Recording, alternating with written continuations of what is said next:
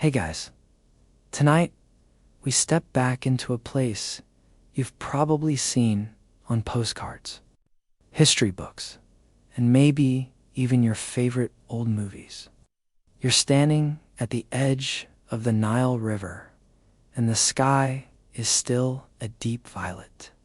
A low mist clings to the water's edge, and papyrus reeds sway gently as if whispering secrets from thousands of years ago. The world smells of damp earth, fish, and smoke from early morning hearth fires. Somewhere in the distance, a donkey brays like it's auditioning for the role of alarm clock, because in this world, you don't get the option to snooze. You're awake, whether you like it or not. And here's the thing, you probably won't survive this place, at least not for long. So, before you get comfortable, take a moment to like the video and subscribe, but only if you genuinely enjoy what I do here. And while you're at it, drop your location and the local time in the comments. I love seeing where everyone's tuning in from around the world now. Dim the lights, maybe turn on a fan for that soft background hum. And let's ease into tonight's journey together. The first thing you notice as you rise from your woven mat is that the Nile is not just a river, it's the entire reason this civilization exists. Without it, there would be nothing here but endless sand and deathly silence. Every year, it floods, spilling rich black silt across the valley, giving the farmers a fighting chance to grow barley and wheat. Historians still argue whether the first settlers along its banks migrated here intentionally for the river or just stumbled upon paradise by accident. Either way, it's the lifeblood of this land, and you're now standing right in the middle of it. You start walking, you're bare, feet pressing into the cool mud. You're grateful for the momentary chill, because later you'll be begging the gods for shade. The village is already stirring. Women carry baskets on their heads with a balance that makes modern runway models look clumsy. Children chase each other, shrieking with joy, though you can't help noticing their toys are literally sticks and dirt. You might be tempted to join, but remember, you've got about 30 years of life expectancy here, if you're lucky, so playtime is short. A fisherman trudges by with his catch dangling from a line. You lean closer and instantly regret it. The smell could knock you out faster than anesthesia. Fresh fish doesn't really exist in a land where preservation means drying it into leathery strips that crunch like shoe soles. Quirky fact: the ancient Egyptians loved fish, but higher classes thought it was unclean. So, eating it might instantly mark you as lower class, which in your case is absolutely true. Welcome to the bottom rung of the pyramid scheme, pun fully intended. You pass a mud brick house with its flat roof just catching the sunrise. Families often sleep on rooftops in the summer to escape the stifling heat indoors. Imagine rolling over in the night and nearly tumbling into the donkey pen, ancient insomnia problems. And speaking of donkeys, one strolls right across your path, giving you a look that says, "Good luck, city slicker." By now, the sun is peeking over the horizon, turning the river into a glowing sheet of gold. Priests are already gathering near the water, their shaved heads gleaming with oil. They're performing morning rituals to greet Ra, the sun god, whose daily journey across the sky is literally keeping the universe running. You might mutter something about science, but here, arguing against RA would probably get you smacked. With a reed stick, the sounds of the city grow louder. Wooden wheels creak, goats bleat, and someone nearby is pounding grain with a stone pestle. The rhythm is hypnotic, like a drumbeat that's been going on for thousands of years. The air thickens, with the smell of smoke as women stoke cooking fires. You're already sweating, and it's not even breakfast time yet. Here's a strange little tidbit. To fight off the morning chill, some Egyptians rub themselves with oils scented with lotus or myrrh. You, however, smell like you just wrestled a wet goat. Hygiene here isn't exactly up to your modern standards. Soap, as you know it, doesn't exist. Instead, Natrona salty, chalky substance doubles as detergent and toothpaste.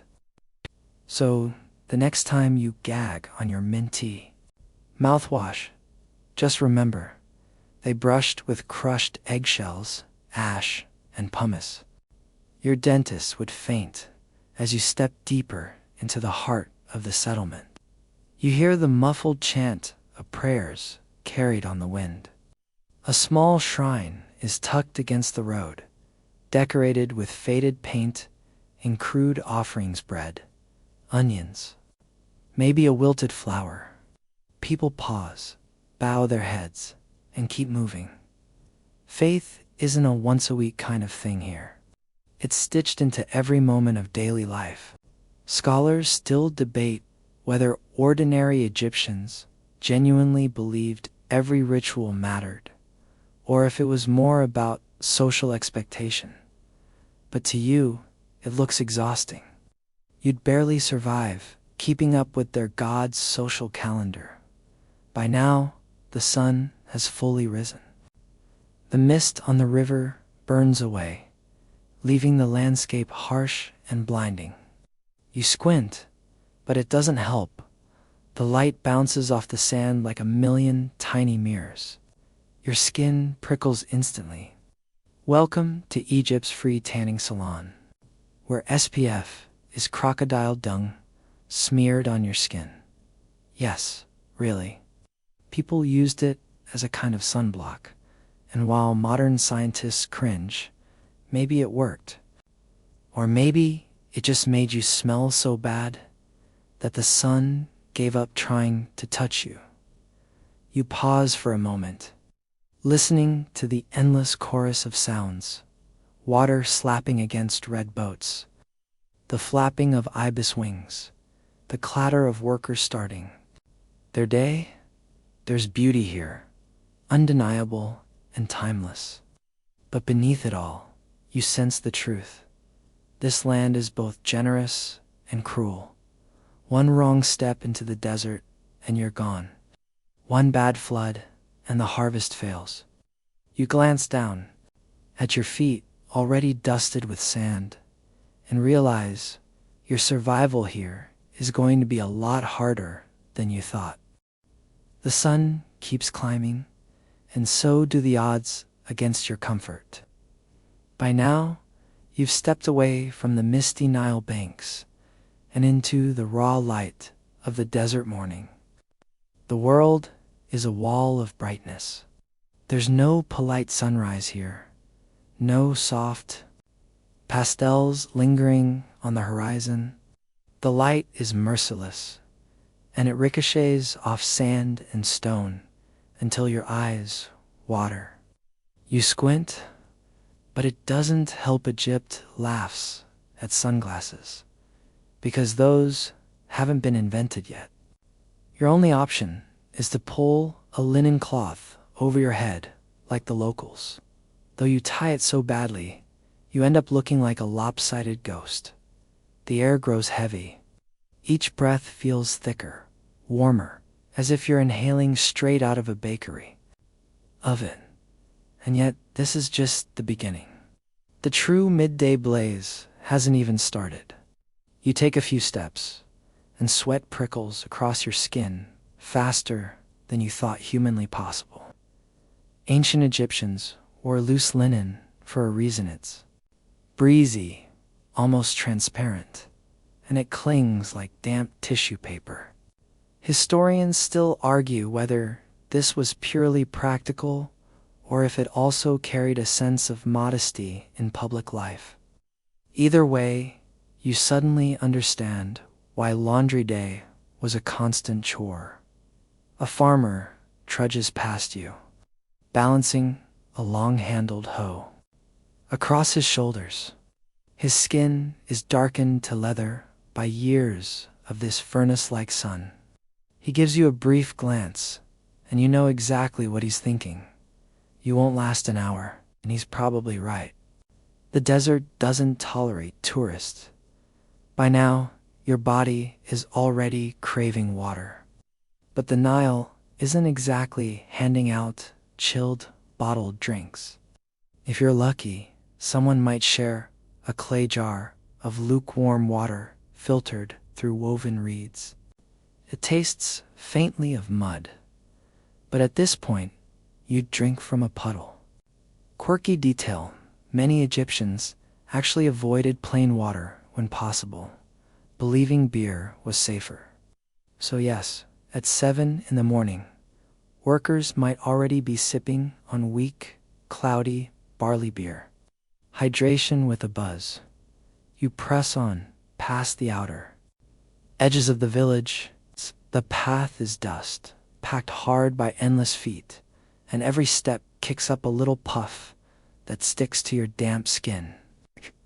You hear insects droning in the reeds, the endless chorus of cicadas, and realize this sound is going to follow you everywhere. The horizon shimmers in waves of heat already. You'd think it's a mirage, but no, it's just the desert mocking you.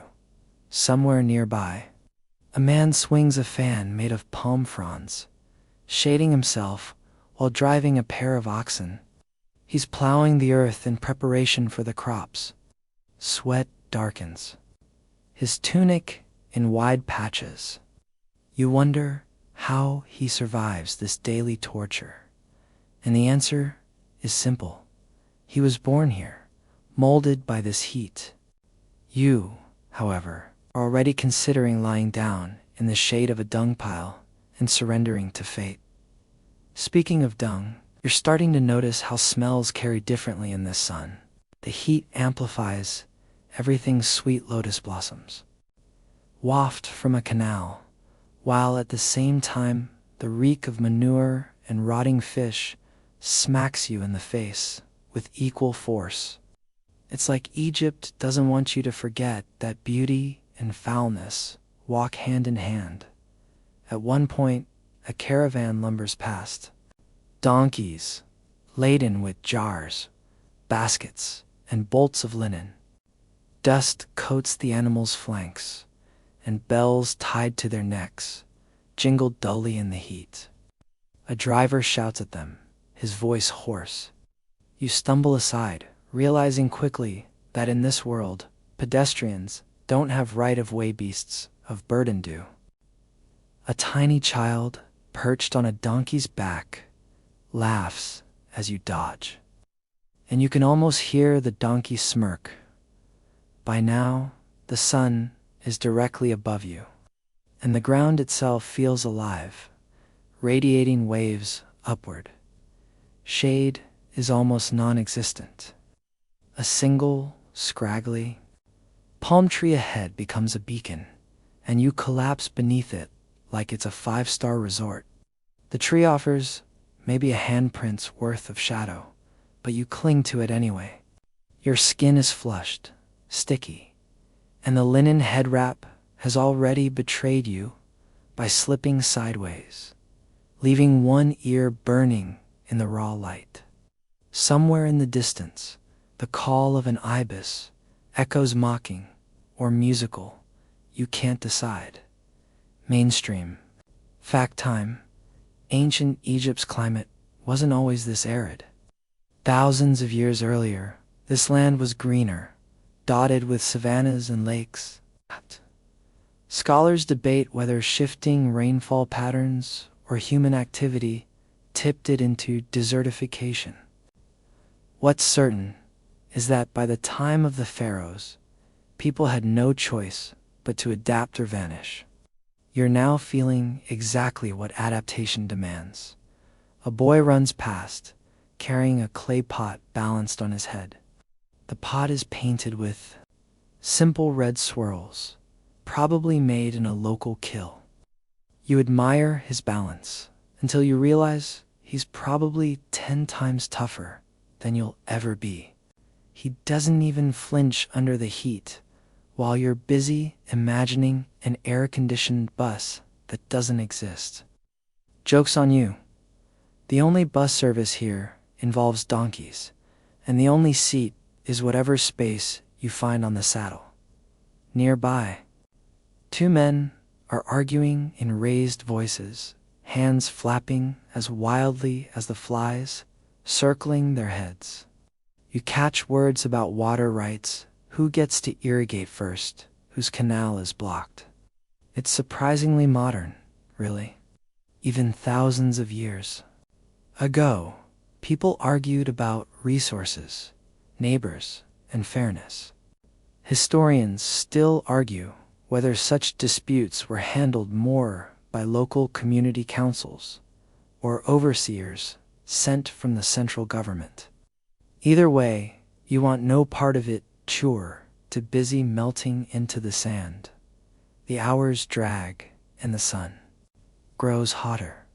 Your skin tingles, the linen scratches, and the thought of lasting an entire Egyptian day becomes laughable. You imagine your modern friends showing up here in tank tops and sneakers, only to crumble within minutes. Maybe the donkey was right, you're not cut out for this. The funny part is, Egyptians saw the sun not as a tormentor, but as a god to worship. Ra's heat was life, not punishment. Without him, crops wouldn't grow, and the Nile's cycles might falter. To you, it's torture. To them, it's divinity. Same sun, very different Yelp reviews. By the time the shadows finally begin to stretch, you feel cooked from the inside out. Your lips are cracked, your mind fuzzy, and you'd sell your soul for a modern ice cube. But the day is still young, and the Nile waits with the promise of food, work, and more challenges ahead. Surviving the heat was hard. Just wait until you see what passes for breakfast. Your stomach growls loud enough to startle a passing goat. And that's when you realize it's breakfast time in ancient Egypt. Forget your usual eggs, toast, or a double-shot latte. Here, the menu is simple: bread and beer. Right, your morning fuel is a hunk, of course. Gritty bread and a mug of barley beer that looks and tastes suspiciously like thin oatmeal left in the sun. No sugar packets, no caramel drizzle, just liquid carbs and hope. A woman presses a loaf into your hands, and immediately your teeth complain. This bread is no fluffy baguette. It's heavy, dense, and baked with a generous sprinkling of sand that somehow made its way into the flour. Every bite feels like chewing concrete sprinkled with gravel. Archaeologists have found that ancient Egyptian bread wore down teeth so badly that even young adults had mouths resembling 80-year-olds today. Historians still argue whether people just accepted the dental pain or if they had more remedies than we've uncovered. Either way, you're suddenly grateful for your modern dentist, even if you complain about the bill. The beer isn't much better. It's thick, lumpy, and unfiltered, with floating bits of grain swirling like confetti at a very sad party. You gag a little, but to the locals, this stuff is survival in a jar.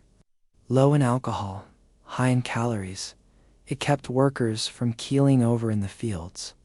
And to be fair, once you get past the chunky texture, it's, well, still terrible. Maybe, by your fifth mug, you'll develop a taste. Or not. As you chew and sip, you notice the family around you. They're eating with their hands, tearing at bread, dipping it into bowls of mashed beans or onions. Kids laugh with crumb-covered faces, chasing each other in circles, while a grandmother swats at flies with the patience of a saint. The smell of roasting garlic drifts in the air, almost enough to make you forget the sand-crusted bread grinding your molars. Almost, you glance at the clay jars stacked nearby, each sealed with mud to keep pests out. Inside are lentils, chickpeas, and the occasional dried fish protein sources that keep this household alive.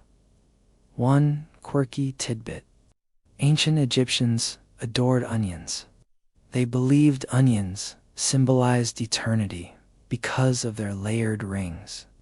You, meanwhile, just think everyone smells like a sandwich midway through your meal. A cat slinks between your legs, brushing its tail against your shin. Cats here aren't just cute, they're practically holy. They protect grain stores from mice, and families treat them with deep respect.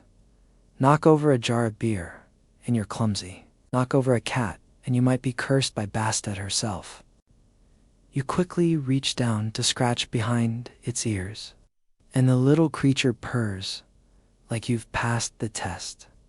Suddenly, you feel a grain of bread lodge between your teeth. There are no toothpicks, no floss, just you and your aching jaw. You try picking it out with your fingernail, earning a look of disgust from the man across the table. Hygiene may be questionable here, but apparently, table manners still matter. Joke's on him, you're pretty sure half his teeth have already been sandblasted into oblivion. As you swallow another mouthful of barley sludge, you realize meals aren't just about eating, they're about survival rituals. Families wake at dawn, work before the sun grows unbearable, and gather to refuel with whatever food they can manage. It's simple, repetitive, and entirely practical. No spice rack, no endless variety, just staples that can be grown, stored, and shared. Then comes the surprise: a small dish of dates. Sweet, sticky, and tasting like nature's candy, they burst on your tongue like a forgotten dessert. Finally, something you can enjoy without questioning whether it will chip a molar. You savor it slowly, eyes closing, and almost forget that your stomach is still muttering about the bread. A boy nearby starts singing a simple tune, clapping along with his sister. The melody is repetitive, hypnotic, and it lulls you into a strange calm. You're not sure if it's the rhythm, the heat, or the beer's faint buzz, but your body feels heavier. The family doesn't rush, doesn't scroll on phones, doesn't argue about schedules. They just eat together, quietly, and in that moment, you wonder if maybe we lost something in our modern buffet of options. But then, a fly lands in your mug, and you snap back to reality. You fish it out, shrug, and take another sip.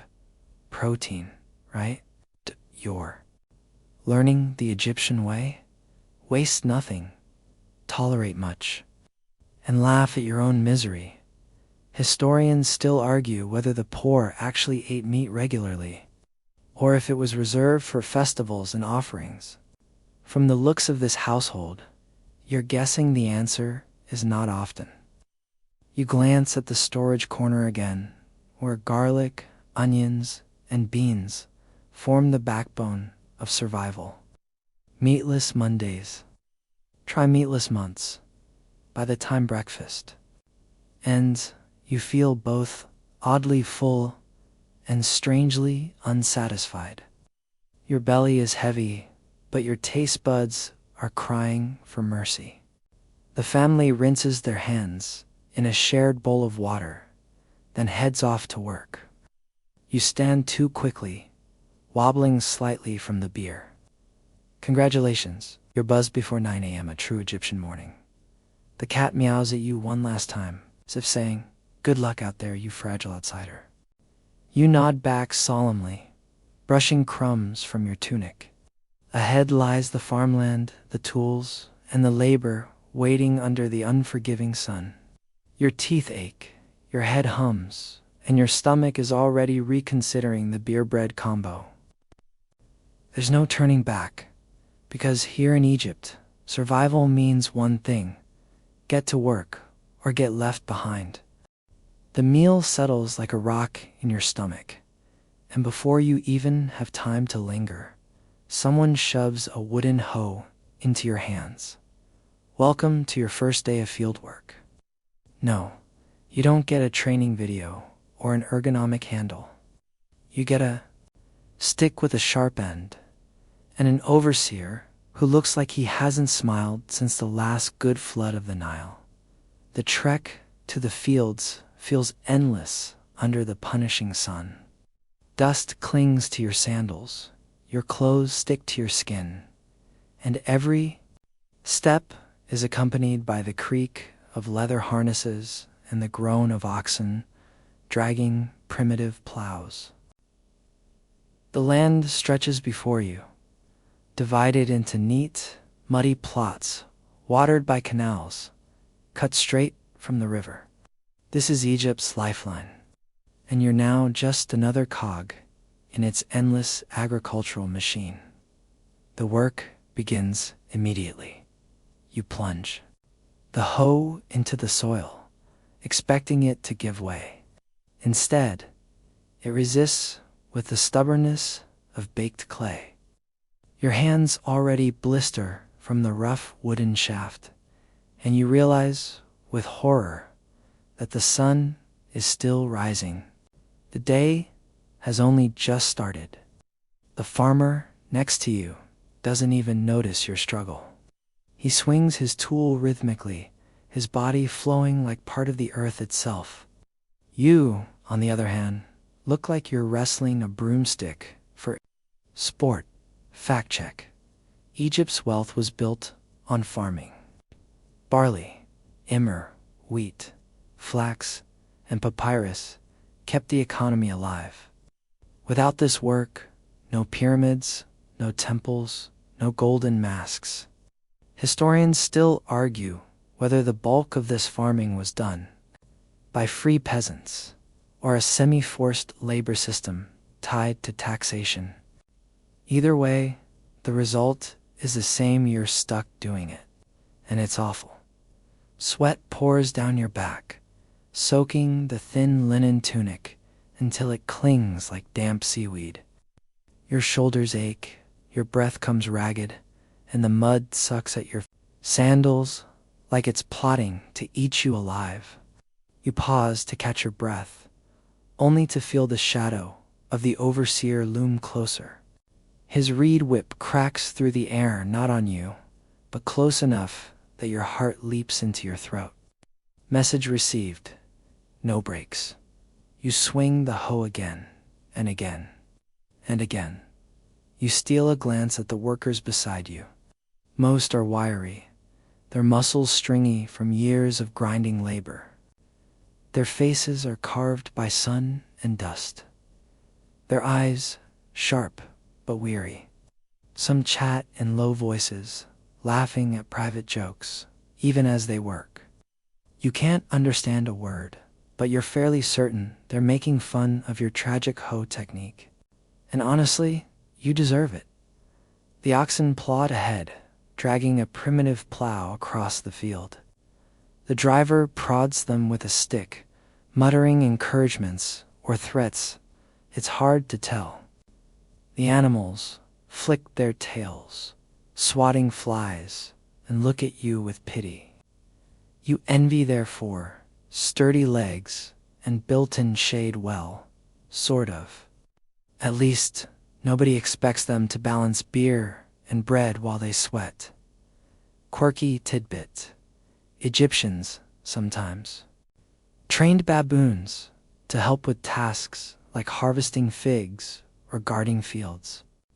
Imagine turning around and seeing a monkey tossing fruit into a basket better than you can. Somewhere, maybe, a baboon is laughing at your lack of skill. Hours pass. ARs pass. ARs passed. ARs, maybe, it's minutes. Time is hard to measure when you're half melted. Your hands now carry angry red lines where the wood rubs, and your back protests with every bend. The ground radiates heat so fiercely that you feel baked from both sides. You'd sell your sandals for a single patch of shade. Then comes irrigation. Duty. Workers shovel mud, patching leaks in canals that snake through the farmland.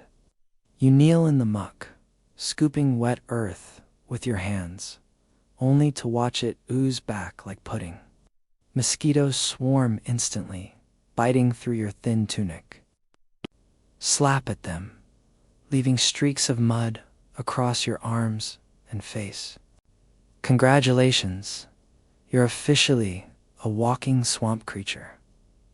The overseer strolls by, checking progress, and you notice a small amulet dangling from his neck, a carved scarab beetle, symbol of rebirth and protection. Funny how someone who carries protection charms has no issue cracking a whip near your head. You mutter something sarcastic under your breath, but thankfully he doesn't understand modern snark. By midday, your legs tremble, your arms feel like jelly, and your body screams for relief. The farmer next to you hums a tune, steady as ever, as if the sun is just background noise. You, meanwhile, wonder how your SPF crocodile dung is holding up. Probably not well.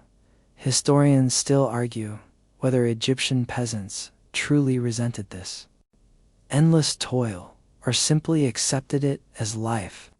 From your perspective, resentment seems inevitable.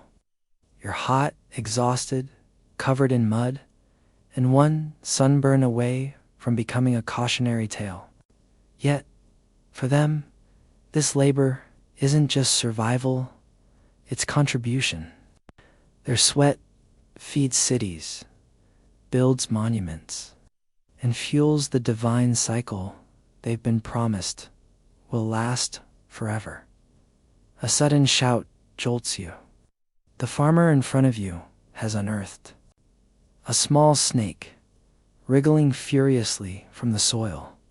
Panic spreads for a moment, but an older worker calmly smashes it with his hoe, tosses it aside, and keeps working. No drama, no fuss. You freeze, staring at the twitching body in the dirt, while everyone else shrugs and carries on. Welcome to Egypt. Danger is just part of the scenery. Finally, the overseer signals a brief pause. You'll collapse against the mud wall, gulping down warm water from a shared jug. It tastes faintly of algae, but you couldn't care less. You feel the liquid hit your stomach and immediately evaporate into sweat. Around you, men chat quietly, tearing into more bread, sharing jokes. Someone offers you a small onion, raw and sharp. You bite it, tears streaming instantly down your face, and the group roars with laughter. Congratulations, you're the entertainment. The break ends too quickly. Tools are lifted, oxen prodded, and the endless rhythm resumes. You stagger back into the fields, feeling every muscle protest, every heartbeat echo in your ears. By now, the sun feels personal, like Ra himself is leaning down just to watch you suffer. And as you swing the hoe one more time, you can't help thinking this. It's just another morning. For them, it's life. For you, it's survival training. You'll probably fail before sundown,